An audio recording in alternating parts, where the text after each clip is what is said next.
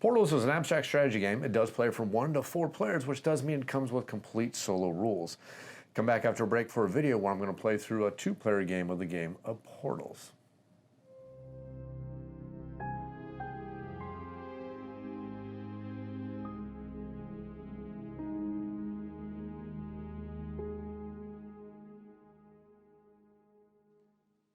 Hey everybody, welcome out to the show, Board Game Reviews. This is a YouTube channel dedicated to our wonderful tabletop gaming hobby, and this video is part of a video series looking at the game of Portals.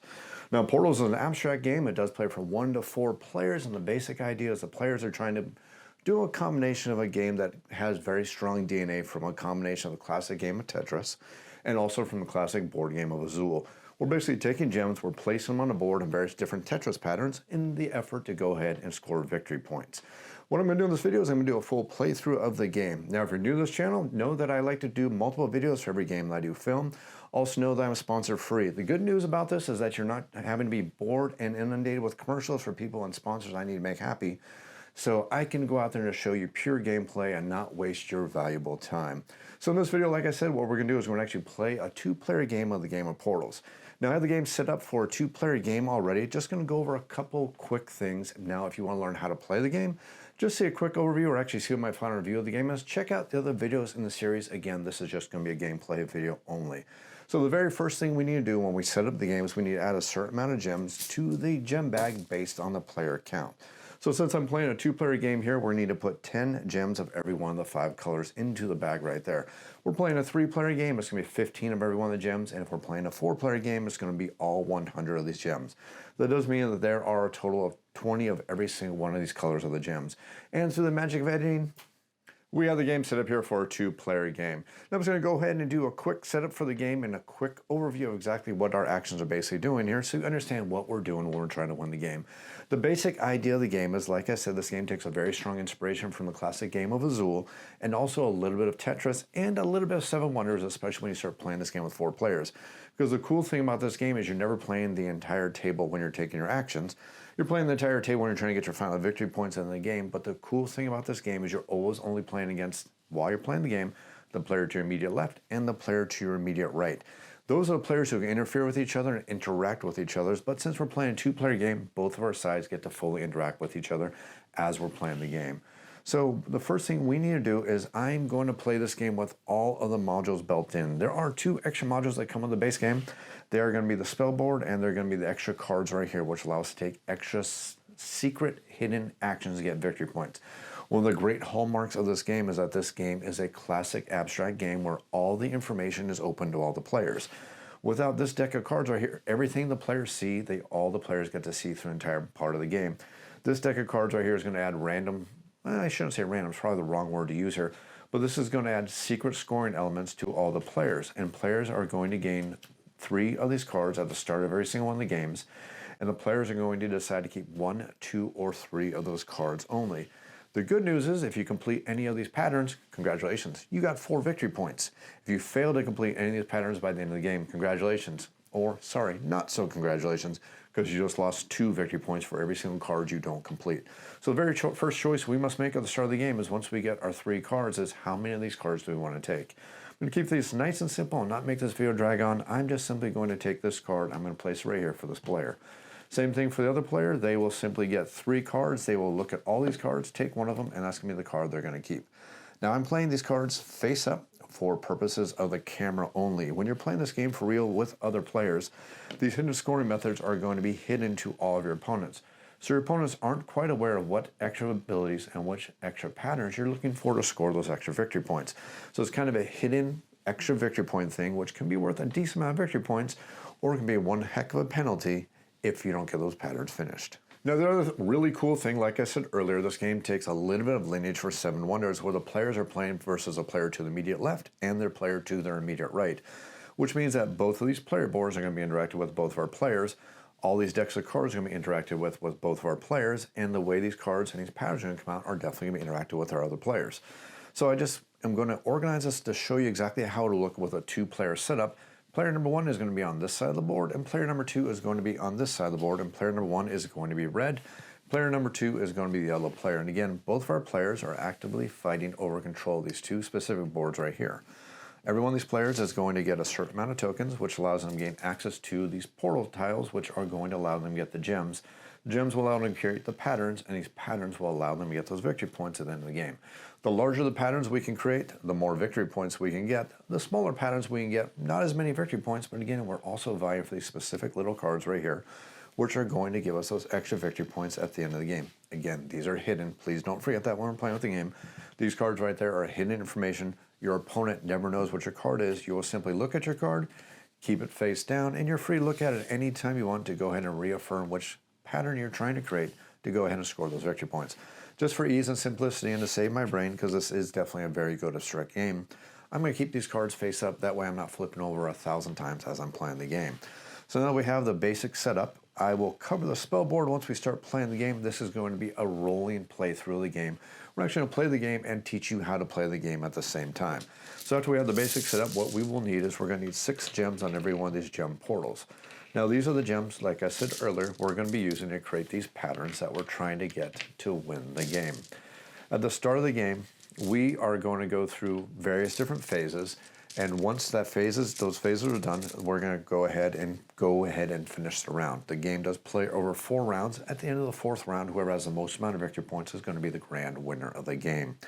So at the start of the game, the very first thing we do is figure out who the first player is. Now the game asks you whoever is the most person who took the most recent trip out of the country, they get to be the first player. Well, I can't beat myself in my most recent trips, and I've been out of the country in a long time anyways, so we're simply going to make player 1 on this side of the board, player 2 is going to be on this side of the board, just for simplicity and make my life a heck of a lot easier. Now, like I said, every single round of this game is being played out over 3 phases. The very first phase is to collect keystones and the key cards, where we're going to gain cards, possibly gaining some of these key cards based on the cards we may have or may not have out in our play area. Then we're going to gain some keystones. Once all the keystones are removed from the game for this round, we're going to go ahead and start activating any of the key cards that have been completely filled up. Once we activate all the key cards that are completely filled up, we're simply going to go ahead and prepare for the next round of the game, which is basically just refilling these little portals with the stones. And then we're going to go on to the next round. Again, we're only going to do this for 4 rounds, so this game can play very, very quickly. I'm probably going to spend more time explaining than I'm actually going to spend time playing this game, because it truly is that quick of a game. So the very first thing we're going to do as player number 1 is I need to pick one of the key cards out there on the table.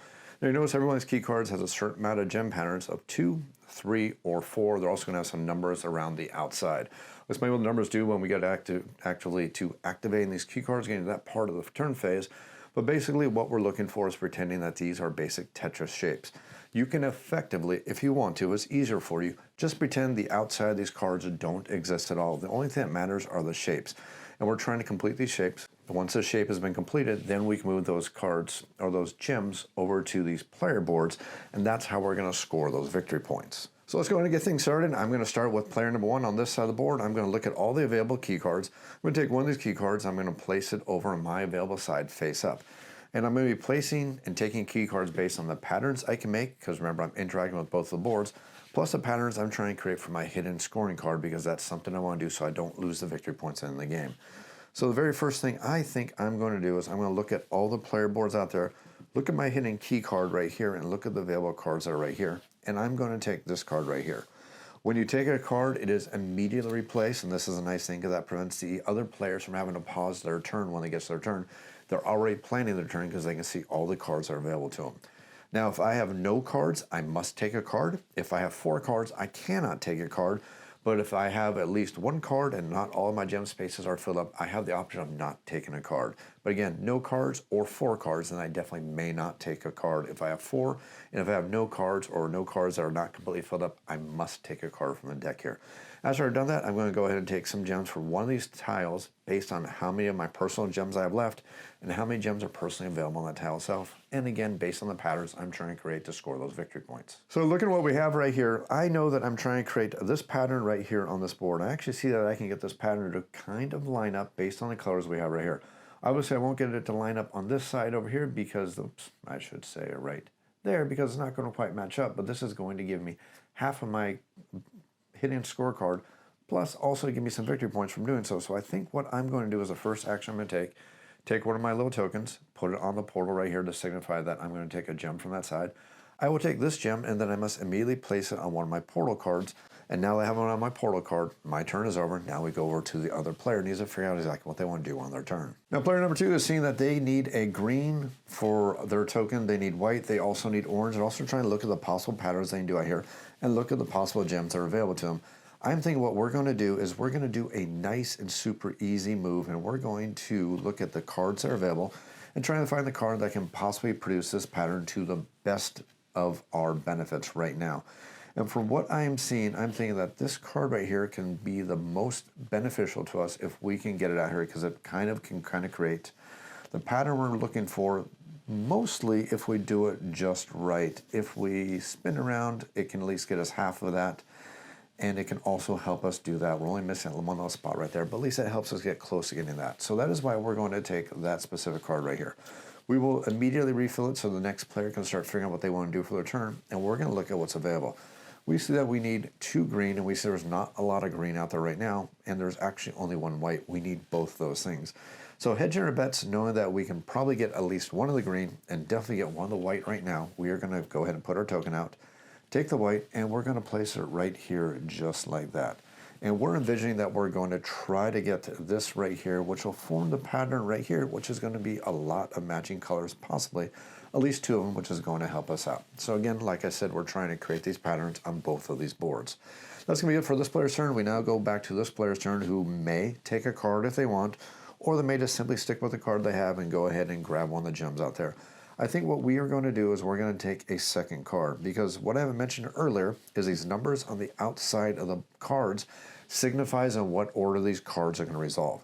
Now, these cards do not resolve until they're completely filled up. As a matter of fact, if somebody fills up a pattern you're trying to fill up before you do, you will actually lose out on some points. I'll show you how that may or may not happen as we continue to play the game. So having lower numbered cards can guarantee that you're going to activate before your opponent. So sometimes it can be a very good move to keep picking the lower number cards, so your opponent might get cheated out of victory points because you're going to block them off a little bit. So having said that, I'm going to take this card right here. Again, it's going to immediately refill. We'll place it out here just like that. So our opponent can start looking at the possible colors that they want to form, and then I'm going to look at everything I have out here. I'm still thinking that I want to get this pattern created first, but unfortunately, the white I needed has already been taken by my opponent. They didn't know I needed that, but the orange. I got confused. We actually need orange, so we're okay on this aspect for now. So I need to get an orange. And as you see, I have lots of options of where I can get the orange from. To keep my options open, I'm simply going to take this right here and take this orange right here. Now, if you see if I turn this, you can see that I'm slowly working on filling out this pattern to go in right here. Like I said earlier, when it comes to these cards, pretend the blank spots don't exist. We're trying to just get the pattern parts. The pattern parts are the only part that actually fit on these boards. The extra spots can actually overhang because they're effectively not part of the card. Now, I'm not going to turn this because I don't want my opponent to quite figure out what I'm doing just yet, but just showing exactly what my plans are for the rest of the turn. So then my turn's over. We're now going to go back over to this player. Needs to figure out exactly what they want to do. So we know that they need a green because they're trying to make their pattern right over here. Again, player number 1 doesn't know this, but player 2 is trying to figure out how they want to do this.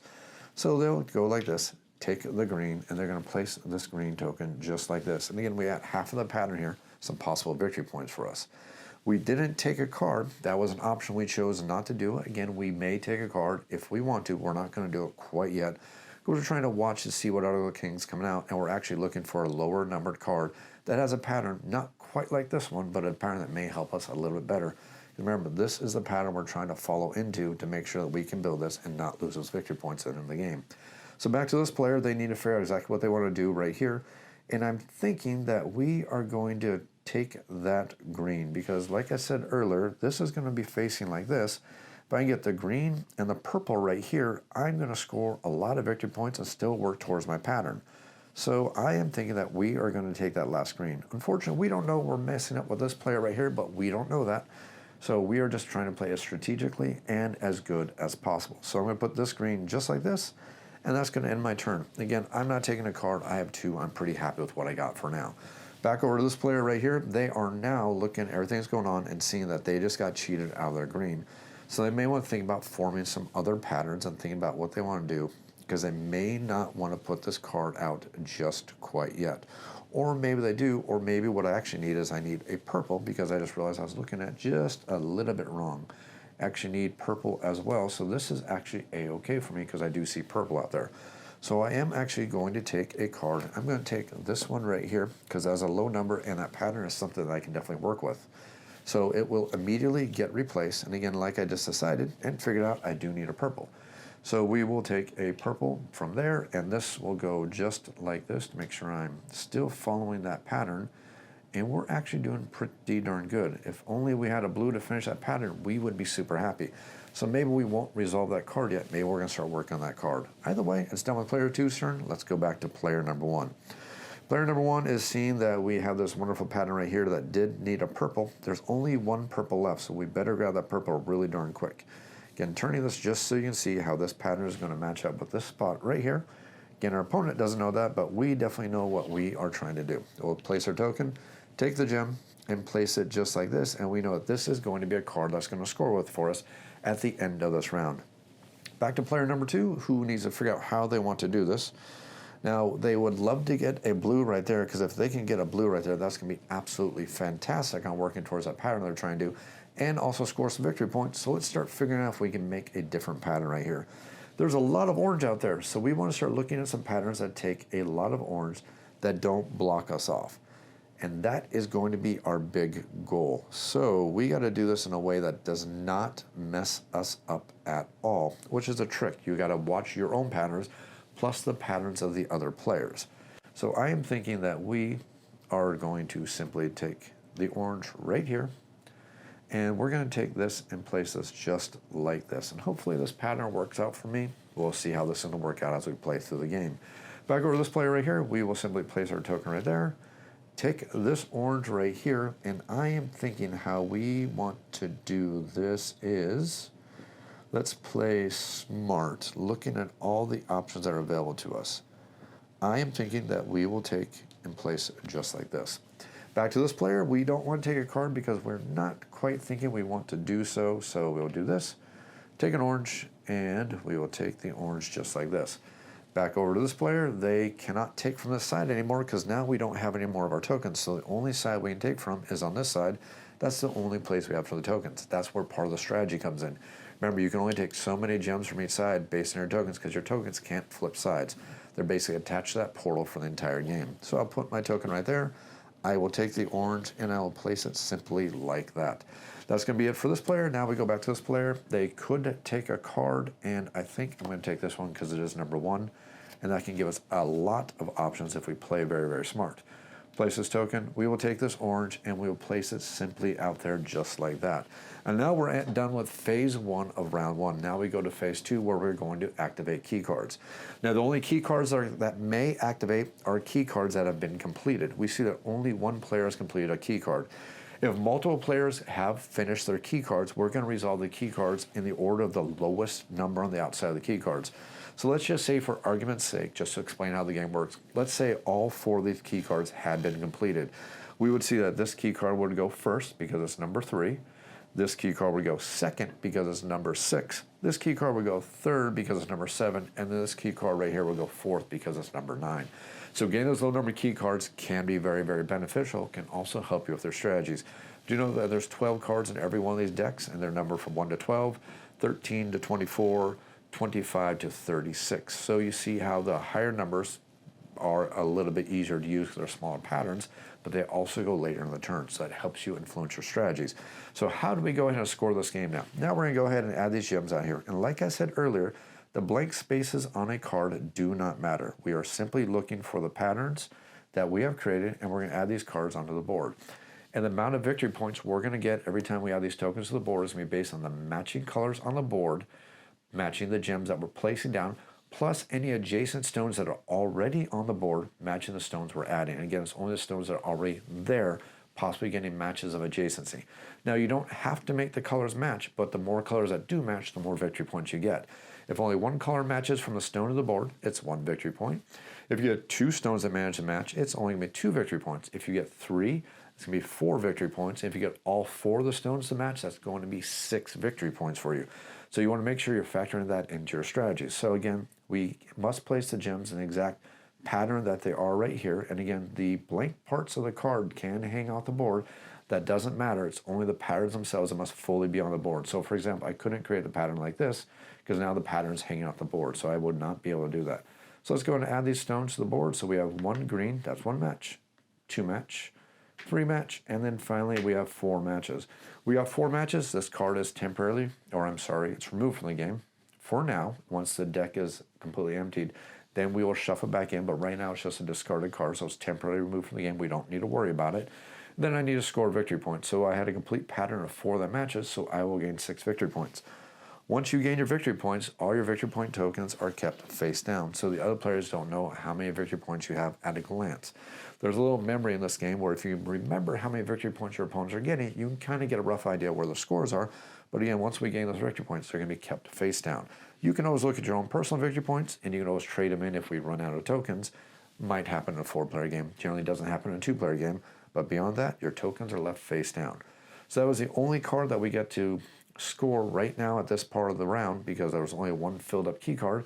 So now we get to go to the cleanup. For the cleanup, it's pretty darn simple. We take our gems off every one of the portals, and once all the gems are off the portals, the player order is going to switch to the next player in player order, and that player is going to get the gem bag, and they're simply going to fill up the gem bag with all the different tokens, 6 for every single player. And let's go ahead and do this very, very quickly, and that way we can move on with the rest of the game.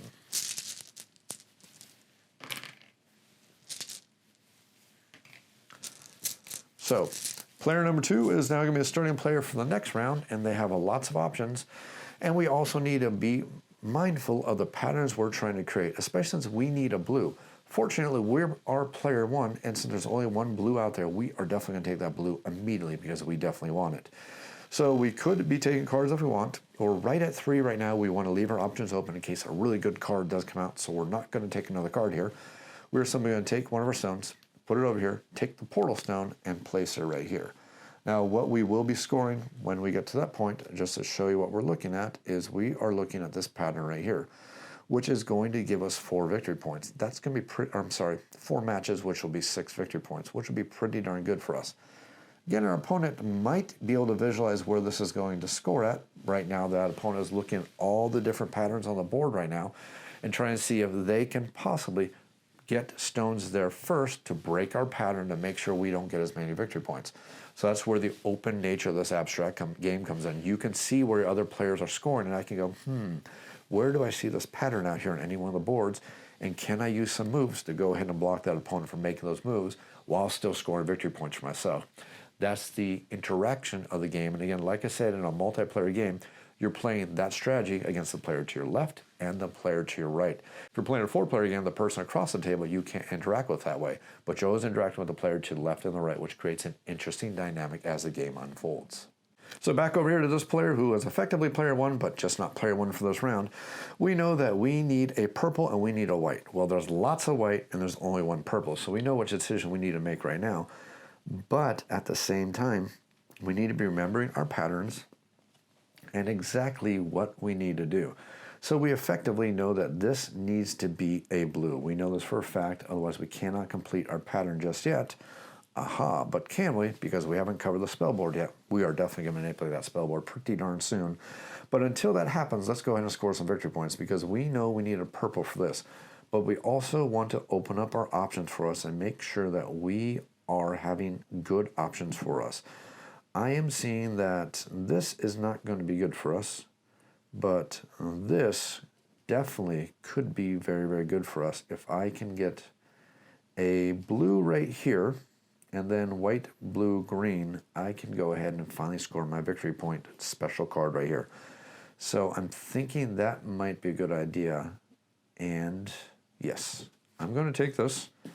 It will immediately get replaced. Again, I'm being a little bit gutsy. I'm thinking it probably would have been better to have taken this one, but we'll see how this works out for us. Sometimes fortune favors the bold. So now that I've claimed this, I know I need that purple, so I'm simply going to take that purple and I'm going to place it right here because we're trying to finish that pattern. Again, white to finish that off. This is going to help us right over there. I think, at least that's part of my plan. Let's see how all this works out. I definitely need that blue Otherwise, I'm going to be in trouble.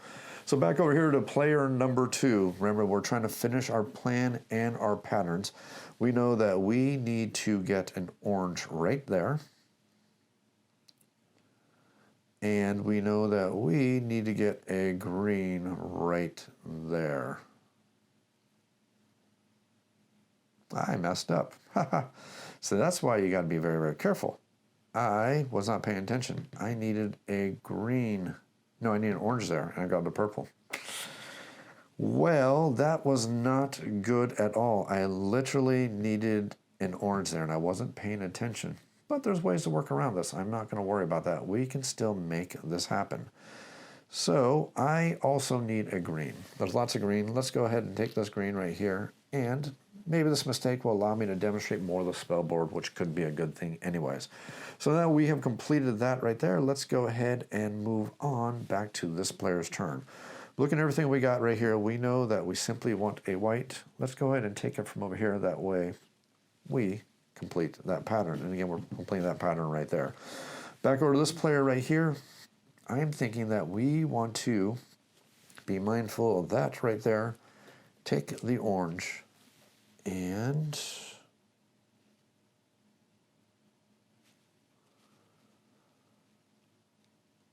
we actually want to get a card first.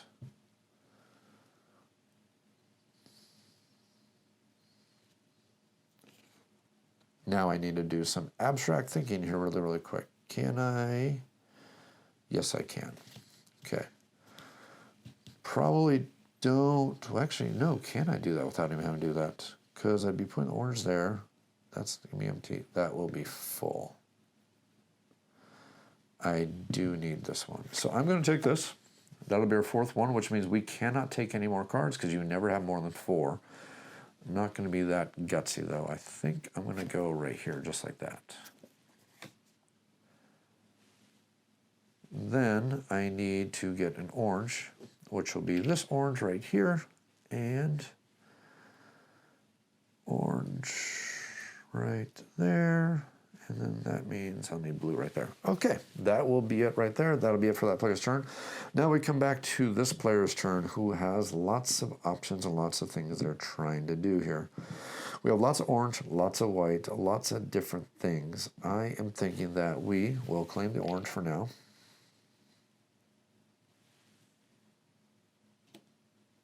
Turn is over. Back over to this player right here. We got the orange for that. If we could get a purple right there, that'd be great. Or if we get a blue right there, that also would be great. So I'm not going to worry about that quite yet. I'm thinking that we are looking at all the possibilities for white out there. Let's go ahead and take a white, just like that. And then back to this player.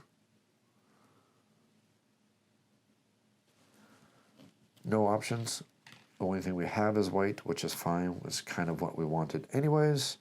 Back over to here, we will take a green, and I'm trying to eyeball this very, very quickly. Green does work. Wait, yes, green does work. Back over here, we want a card so we don't pigeonhole ourselves. Replace that card just like that. And then we want this, we know, to be purple and that to be green. So this is simply going to go just like that. We know that you will get green, and I'm doing this upside down, which is extra, extra fun. I am thinking that we might place that just like that for now. No. Orange right there. No, I think we want it right there. That's the fun of playing an abstract game versus yourself. It can be kind of challenging to make sure that you're playing very, very well. So that is it for all the Phase 1 collect key cards and stone section of our round. Now we get to go to the part where we get to activate all the key cards. Now you're going to see how the numbers matter so darn much. This card is not filled. It's a 1, so it would go normally if it was filled, but it's not filled. So we have a 3 and a 9. Versus a 6 and a 27. So the first one that will go off will be the 3. So we're going to take this 3 and we're going to spin it around so we get those nice victory points. We'll go 1, 2, 3, and then finally 4. We have 4 matches right there, which is going to be 6 victory points for this player right there. They have now managed to score victory points of 6, and now the victory points have tied up for both of our players. Now, next one we have is a 9. The 6 right here is going to go off first. Let's go ahead and get that 6 taken care of. I originally was thinking about putting this right here and scoring all those victory points, but again, I won't score any victory points because this will break when it makes contact, which will mean this will only be a 3 match, which is only going to be 4 victory points for us. I could, if I wanted to, though, place it over here or see if I can make it work over here and get me more of those victory points. Unfortunately, I would still only be getting 3 out of those 4 stones scored that way, but I can do some maneuvering which might help me get some extra victory points. That's the things you need to think about when you're playing the game. So I think what I'm going to do is take this and I'm going to place it over here, and then we are going to get ready to do some moving around with the various different tokens using the spell board right here, and you'll see exactly how this could work. So let's go ahead and get all those victory points. So we'll gain 1 match, 2 match. Oh, that was backwards. Haha, that's only going to be, nope, that's a bad move. Well, that's interesting. Did I just put myself in a pickle by doing that? If I can get this right, I think I'm going to go with my original plan. That way you can see how the mechanics work if somebody manages to block you. We'll go 1 match right here, 2 match right here, 3 match right here, and this gem will hit, crash, and break off, and it will go back into the bag, meaning it does not score at all. So we only got technically 3 out of the matches instead of the 4th one, so that's only going to give us 4 victory points. So that player has managed to block us off with some smart play. Whether they knew it or not by paying attention, it could have been some smart play for them. Good job on them. They managed to block off some victory points for us. Now let's go ahead and start the cleanup phase for both of our players, which is super duper quick. And then let's go ahead and fill up all the gems and get back to starting 3rd round back over with player number 1. So I'm looking at the board that I have set up right now with both of our players, and I'm thinking that I probably should have did a slightly different move with player number 2 over here. And some of you watching from home are probably going, oh, you missed the great move. And I just am starting to see the great move right now, and it probably would have involved me putting this right there. But unfortunately, hindsight is 20/20, and we don't change our moves because that is cheating. So let's go ahead and go back. This is going to be the starting player, and they need to figure out exactly what they want to do. And I know what we're going to do. We want to claim purple. Luckily, there's lots of purple for us, so the second thing we need is green. There's a decent amount of green, so we're okay covered on that aspect. Do I want to take a card? I'm thinking I don't, but I do know that I need that blue. So I am thinking of ways I can get that blue, form a pattern with the things that are out there. And I'm seeing that there's a lot of blue. And if I take the blue, I am going to get to form another pattern. So how can I make this happen as efficiently as possible? Thinking we will take this card right here, just like this. Hopefully I do this right this time. Otherwise, it's going to be nice and comical for everybody but me. I will then take this blue right here, and I'll place it just like that. Of course, we replace the card immediately. Every time we take a card, we immediately replace it, so our opponent can see exactly what is going on.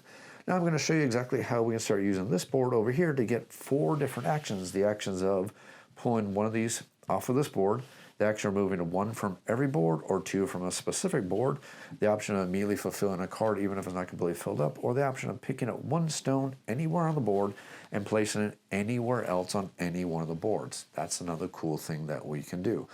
And I'm thinking that's the second action is the one that we want to do because that is going to be the one that's going to help us quite a bit. I need to move this green stone, but I want to put it in a way that's going to allow us to score lots of victory points and do some really, really cool things through adjacency. So that's exactly what I'm trying to figure out on how to do. So I think what we are going to do is we will simply claim a gem, and it doesn't matter which one we claim. We'll probably just claim one that we think is going to mess up our opponent the most. We'll take this gem, and I'm going to take this, and I'm going to place it right here. Now I have access to this power. Here's the trick and the cool thing though. The only way that this space can ever be used again is through green gems. So if anybody places a green gem here, they can access this power, but no other color gem can ever access this power by any player until this gem gets removed. That's how we build up extra momentum and strategy and tactics in this game. So I place that. Now I'm going to take up this green gem right here, and I'm going to place it right here just like this, because I'm hoping to score a lot of victory points just through some decent adjacency. Nope, that was the wrong one. I wanted to place it right. Wait. I had a plan. I think it was over on, I think it was on this board. Hello, it was over on this board. So we are going to place it over here on this board, just like, I actually have options here. He who hesitates is lost. I'm going to place it like this. I think that's the move I was seeing. That is the move I was seeing. Okay, because that's going to flip around, place right there, get us some nice adjacency bonuses. That's what I was thinking about doing. I've done that for two reasons. One, that's going to open this up so I can score this and get that matching token right there, which is one of the things I'm looking for. And now that I've done that, let's go ahead and finish the rest of our turn. So that was our action over here. Now we go back to player number one, who needs to figure out exactly how we can get some victory points and do some really, really cool things. We know that we need a purple. There's plenty of purple. We also need a green. There's only one green left. So we better take that green really, really quickly before our opponent makes our lives as miserable as possible. Now that we've done that, let's go back to our other player over here. And I am needing to mentally flip this around. So that'll be green, white. Oh, that's going to be green for the adjacency. So I need orange right there. Take this, place it just like that, and that will give us the orange. And that's going to play first, which is going to be nice because it's the lowest numbered card. Back to this player over here, we know that we want purple. We have lots of options for purple. Let's just go ahead and go, wait, no, do we need white?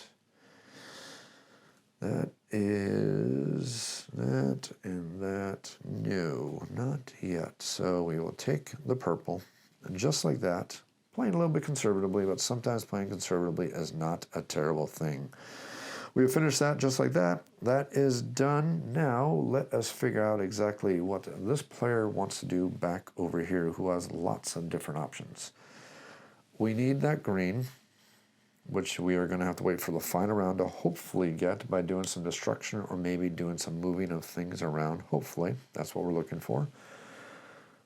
So we, that's the fun of abstract games. They can get some very deep strategies and very, very deep tactics as you're playing an abstract game.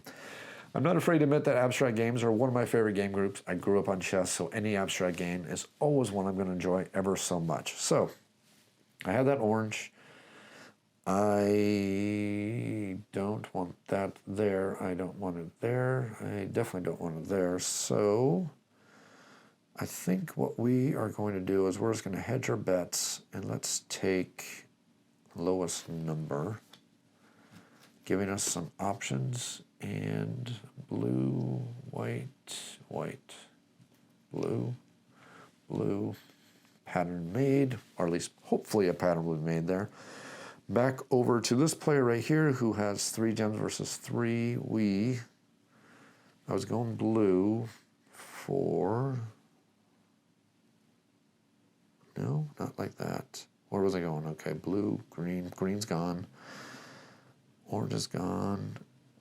I am thinking that we're going to be mean. This is one of those things that you can do because, again, this is a competitive abstract game. I think what we're going to do is we're seeing the pattern our opponent is making across the board. That's what's very cool about this game. This is an open movement game. Everybody sees what the other players are doing. I can kind of visualize where their pattern is going, and if I'm smart, I can kind of interfere with their pattern playing, especially when I know when I have these lower number cards that are not going to activate till later in the round. If I can get this card to activate now, I can potentially block my opponent, which is going to lock in victory points for me, and maybe possibly deny victory points from them, which is always smart gameplay. So I think what we're going to do is we're going to use this power right here, which allows us to go ahead and activate a card right now. So having looked at that, I just need to figure out which color do I think my opponent needs so I can deny that. Do I think they need white? Oh wait, I can't even move that side, so I don't have an option there. I have purple or blue, and I don't think it's really going to matter which one I'm going to take. So I'm going to take the blue. I will place it right here. Again, now only blue stones can activate this spell board right here, but it's going to allow me to activate a card immediately. I'm going to take this card and I'm going to activate it by placing the white and the white. I'm not going to get any adjacency bonus. This card's removed unless I need to shuffle it back in, and I match 2, so that's going to give me 2 victory points. Not the best in the world, but I'm back up to 12 victory points for the victory points I was denied by that player on the prior turn. So I don't feel too bad denying them because they pulled that move on me last turn. Let's go ahead and do a little payback because payback is how we play a good abstract game. So now we go back to this player who needs to look at everything that they have going on, and we need white, and we will take it. Place it right there, just like that. We will take purple. I hate going slow here, but sometimes with a good abstract game, you just got to slow down just a little bit, just to make sure that you are playing well. Blue, purple, blue. No, it's blocked off. But it may not be blocked off forever, and that's something we need to consider. If I rotate, move, get rid of, I think what we should do is we will take a card first. So I would have taken a card. That would have been the smarter thing to do. I'm going to take this card right here, and we're doing a little bit of a stall, just a little bit, so we hope that a better card comes out in our favor. Back over to this player, well, they only have one option left, which is going to be this purple right here, and orange and purple. I thought I saw orange and purple together. I did. Orange and, no, we got to rotate that. So,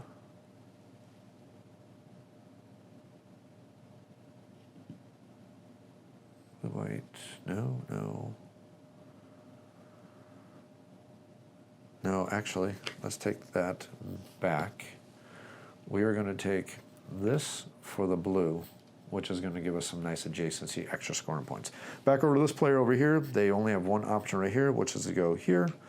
And we have a purple again. We're back where we were just a moment ago. Oh, that works out perfectly. I can work with that. I'm happy. That actually works out nice and good for us. So we'll come back over here. This orange and purple has been the bane of my existence because I wanted to put this here originally, but I got a little bit too quick with the moves because I was more concerned with the time frame on the video, which was me not playing smart. Happens. Life shall continue. So, orange, purple.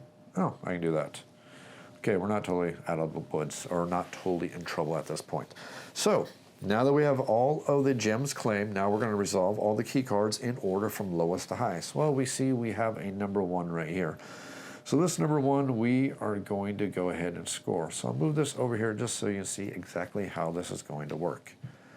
Flip this around because that makes it so much easier for you to see exactly how this is going to work. We will go 1 match right here, 2 match right there, 3 match right there, and 4 not a match. But now we're going to get some extra victory points for the adjacency, which is where this can definitely give you a lot of victory points. So we got 3 of the 4 to match. That's going to be 4 victory points. So this was adjacent to this, so that's going to be a 5th victory point. This is going to land adjacent to that, so that's going to be 6 total victory points. So even though we didn't get them all to match in our favor, we're still going to get victory points for the adjacency, because anytime you add gems to the board and there's already gems that color adjacent, orthogonal or diagonal, you're going to get extra victory points for adjacency. So even though I matched only on 3, I still get those nice 6 victory points. Our ties, or our scores, are actually tied right now, which is actually pretty darn amazing considering we're about to go into the 4th round of the game. So that is going to be it for that. Let's go ahead and look for the next one. We have a 9, we have an 8, so this 8 is going to trigger next. Now, again, this player has managed to cause a little consternation for this player because they have blocked them off in what we thought was going to be a great move to give us some adjacency. So now do I want to re-figure out how I want to do this, or do I just want to go with what I got? I don't think there's going to be another good action, and I don't want to waste a whole bunch of video time, although adjacency, nope, that's not going to work out. I'm still thinking our best victory point option is what we were looking at originally. So white, orange, purple, This gem will crash, so it's not going to give us any victory points at all. So we're going to gain 4 for the match, plus 1 more because this was already down, giving us color adjacency. That's going to be a total of 5 victory points for us, so let's go ahead and grab a 1 and a 4, which isn't too darn terrible. I'm okay with that. Now we go back to, let's see, that was 8 finished, and now we have a 9, so 9 gets to resolve. And we are going to crash our own gem, but that's okay. This needs to go back in the bag in just a moment. Let's go ahead and do this. So green will match, blue will match, purple will match. So we will get 3 matches right there. We don't have any adjacency with these 2, but we have adjacency here. So we have 4 plus 1 is going to be a total of 5 victory points for 1 color matching on the adjacency. So not a terrible move. This will crash because it'll crash off of that. And let's go and stick those 2 gems back in the bag. This card has resolved. Now we got a 35, so this is going to go next. And I thought I had a visual where I was going to put this, but it looks like our own move is going to cause us some problems. So is there a modification I can do very, very quickly? Probably not, so let's just go ahead and go 1 match. And that's going to be 2 matches. This will crash off of it, so we only got 2 matching colors. That's going to be 2 victory points. Plus 1 more for 1 match, plus 1 more for 1 match. So that's actually a total of 4 victory points for us, which is not bad. Not exactly as good as we wanted to be, but I'm okay with 4 victory points because that's still a decent score. I'll just grab 2 2s, make my life easier there. So we have scored that, and the only thing left to score is this one right here. We will take this, rotate it just like this, place out. We don't have any adjacency matching, but we do have 2 matching for a total of 2 more victory points over here on this side. It's going to put our gems back in the bag, and that is going to be it for round number 3. We are quickly moving on to round number 4, which is going to be the final round of the game. And both of our players are trying to get their cards patterns finished. Did I finish the pattern? White, green, I need green right there still, and gotta get the visual here. So white and green, this needs to be green, that needs to be orange. I need orange right there. Unless, did we manage to get it over here? I'm not seeing it. Nope, not seeing it. So I'm gonna place this like this just so I don't forget what I need to do. Definitely need green, definitely need orange. So I know what pattern of card I need to claim next. And for us, it is orange and blue, purple. I need a blue right there. All I need to do is get a blue right there and I'm good to go. So you need to do 2 actions. You only need to do 1 action to get your final gem or your final card filled out. And that's going to give you those 4 victory points. That way you don't lose 2 victory points within the game, which can make a huge difference in this game, by the way. This game is usually good for pretty close scores. That is out. We will start with this player over here. And we know that we need to get this as a green, and this needs to be an orange. So if I can get that pattern, looking at everything out here, I don't see that pattern. I definitely need to get at least 1 more card out there, but it has to be a card that I can manage to work. So I'll need possibly this card, unless I could I make it happen with this card? I think I can make it happen with this card if I do the 2 destroy action. I could do the 2 destroy action. That'd actually be a great idea. So let's go ahead and take this. Can I get an orange? There is an orange. Okay. Is there a green? There is a green. But I need it like that. Oh, did I put myself in a pickle here? I can get my orange through that.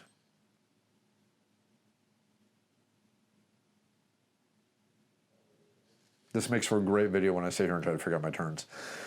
But at least you see how good the game is. You see there's a lot of strategy and tactics to the game. So I did that. Destroy 2. That'd give me the orange. Then I need the green here. How do I get the green here?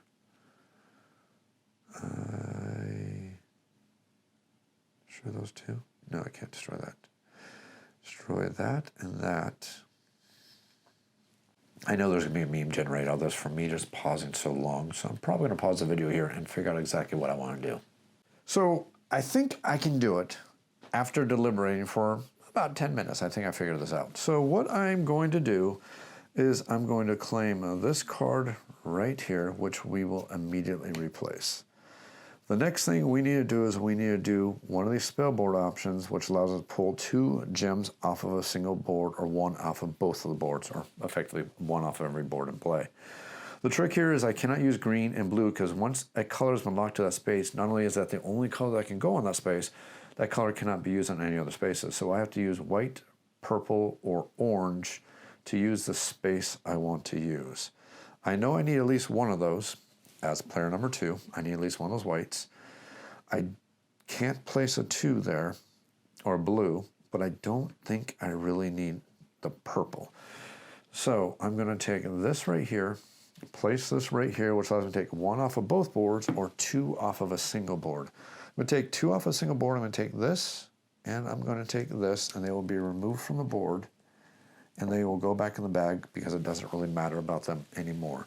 That'll be that player's turn. Now we get to go back over to this player, who is simply looking at all their options and trying to figure out how to most efficiently score a lot of points, looking at the boards and everything that's going on out there.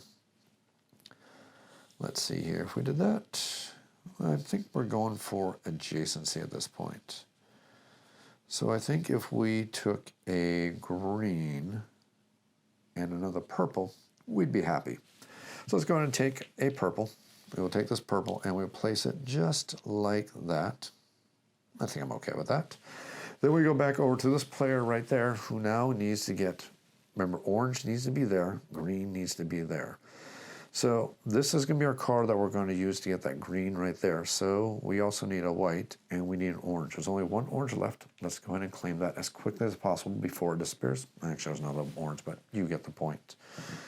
Actually, do we want to do that? Yeah, I think I'm okay with that. Back to this player right here. We are looking at,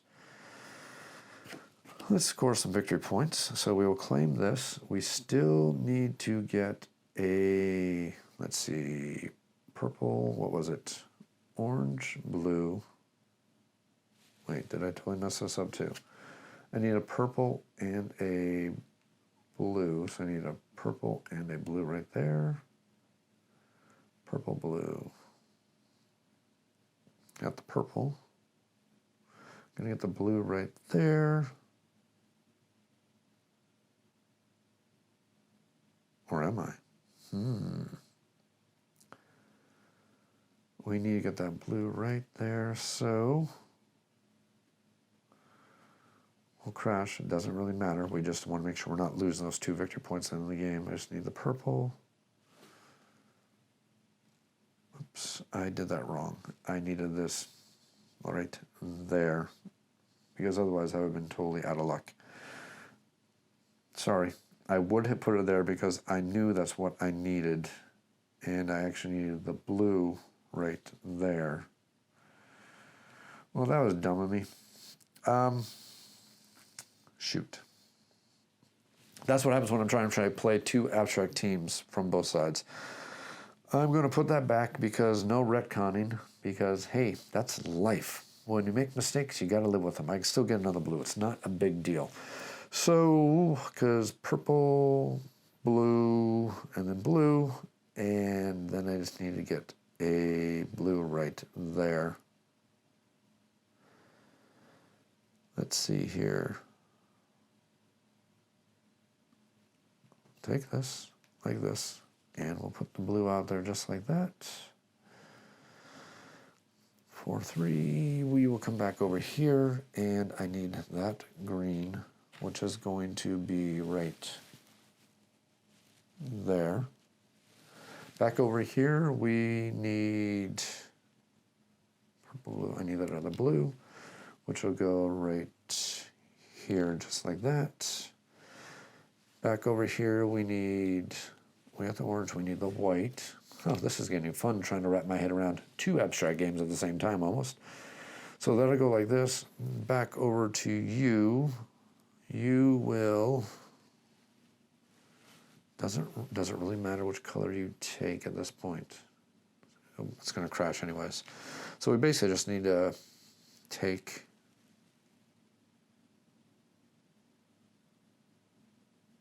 Actually, why not? No. Nope. Just to make sure we can't be cheated by the other player, we will take a blue, place it just like this, and then we are going to score this card right here. We'll place it down just like this, which scores us absolutely 0 victory points, but we want to make sure that we can get our blue locked in there and our purple locked in there so we don't lose those victory points. I think we're going to play it safe because we don't know what our opponent is doing. Now that we've done that, now we get to go back to refill that, and you will go here, place the orange. You will go up, you have to take a card. It doesn't really matter at this point. Well, actually, it does kind of matter. You can still score some victory points, can't you? I think, I'm not going to put that there because that blue is going to go there. Wonder if sure, why not? I will go like that. I will claim a green, like this. Back over here. Oops, you have to take a tile. Not going to matter. You won't be able to score it anyways. Back over here. Finally, that will be it for all of our players for the end of round number 4. And I guess I should have been filling these back up as I was going, but I knew I wasn't going to claim any of them anyways. So, now that we have done that bit of mind gymnastics, let's go ahead and resolve our key cards and see if I actually played this very, very well. So 15, it looks like, is the lowest one from all the completed because we got 19, 20, and 34. That one's not going to complete, so we basically got those two and this one right here. So let's take this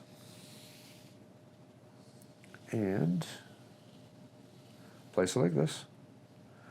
We will do no match color right there. We get 1 point for adjacency right there. And then we get, wait, no, we don't get a point. Yes, we do get a point for adjacency. And this will go right here. That'll be a match, so that'll be a total of 2 points. Because we get 1 for the color match, because it's the only one that matches the colors. Then we get 1 more victory point for adjacency, which is going to be 2 victory points for us. Not bad, not great, but also not bad.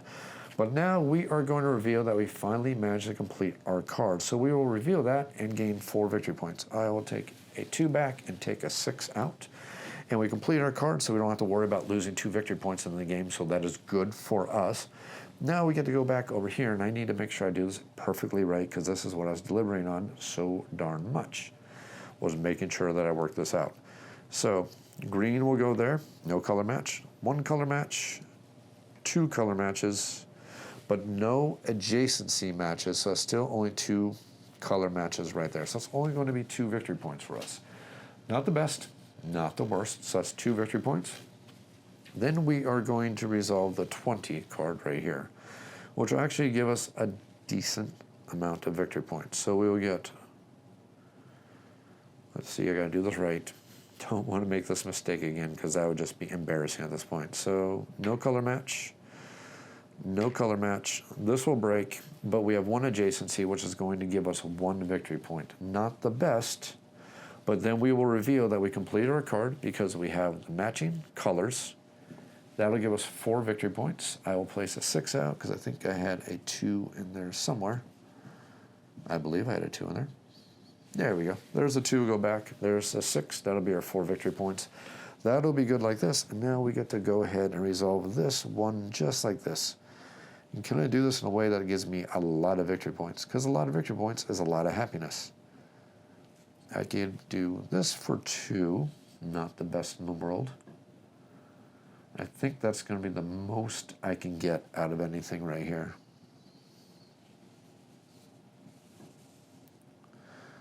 Yeah, that's going to be the most we get. I'm okay with that. So let us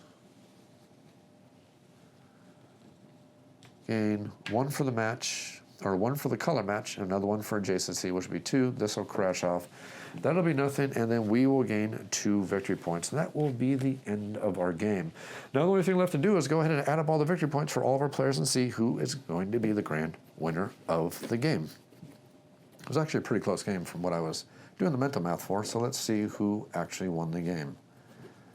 Let's see here, we have 6, 12, 26, 27 victory points, and we have 18, 20, 24, 26, 28 victory points.